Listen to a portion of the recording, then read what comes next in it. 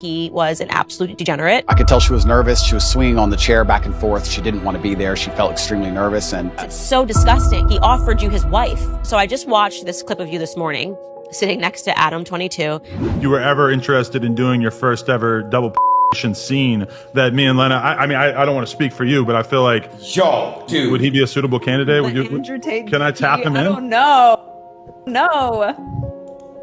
He looks built. Oh, yeah, can I fill in real quick, Andrew? You know, you're out, Aiden. We can't look you. You're not in this conversation anymore.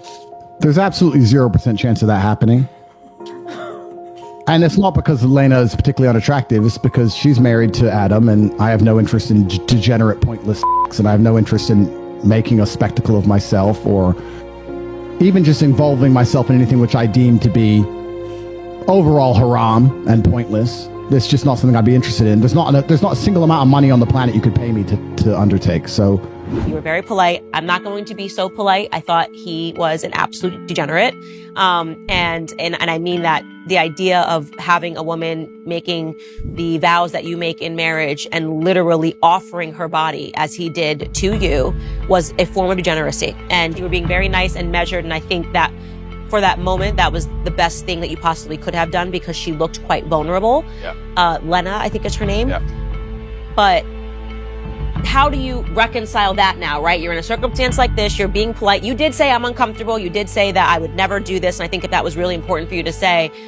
But you're not the same person. I mean, how did you, even reflecting on it, it's so disgusting. He offered you his wife. it is pretty disgusting. And it's also pretty misogynistic because he didn't ask her, he No. offered her.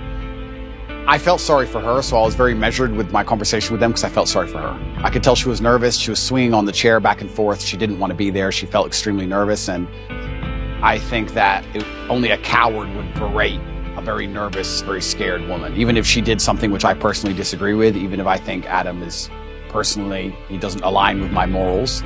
Because she was so nervous and because she was so almost afraid she looked. And I think she expected me to go at her hard.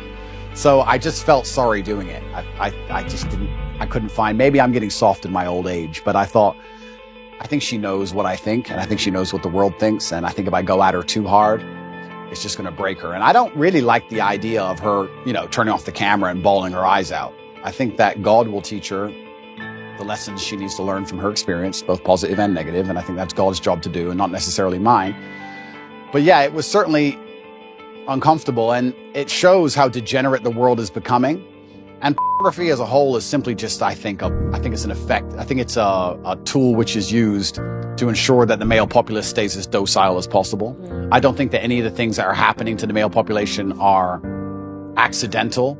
I think that keeping us as docile as possible is very interesting for the people who are in charge of the world because we're the warrior class. At the end of the day, it's going to boil down to the men who are going to stand up and actually do something about anything at some point in time. So I think they like the idea of us being docile. And I mean, how much more docile can you get than a man sitting there looking at a screen, not even want to reproduce for real because he's just staring at a screen? And I think that's just the next stage in the slave mind. And it's everywhere now. Whereas, and this is something that my husband says, he doesn't have any social media because he's like, Instagram is pornography. I open my Instagram and I've got Emily Ratajkowski's butt cheeks. Yeah. And I'm not a man, so I don't have that same biological reaction to seeing it, but I can only imagine how difficult it is for a man when you open an app and you've got Kim Kardashian offering her body to Emily Ratajkowski. Even if you're walking down the street, I've realized even how desensitized I've become to pornography because you see an ad for Gucci and for whatever reason, she's got to be completely naked while she's holding the bag. I remember in my lifetime, there were music videos that got censored or banned or can only be played after 10 or 11 at night. And if you watch them now, you'd be like, what? For what? What is that? A bikini? Like, it's nothing. It's amazing how quickly it has degenerated. And yeah, absolutely. And we're all degenerating with it. Like I've realized the fact that I don't have a reaction to seeing the half-naked woman holding a Gucci bag means that I have been desensitized to pornography. And I can only imagine what that does to men.